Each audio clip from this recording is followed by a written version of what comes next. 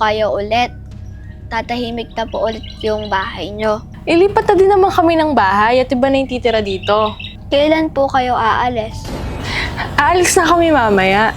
Ay, sayang naman po. Aalis na po kayo ulit. Bakit naman, Kurt? Nabanggit nyo po kasi na may kapatid po kayong kasing edad ko. Kala ko po may magiging kaibigan na po ako. Wala ka bang kaibigan? Wala po. Pati sa school?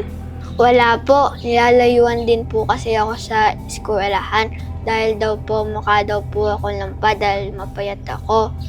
Dito naman po sa lugar natin, wala man pong masyadong bata.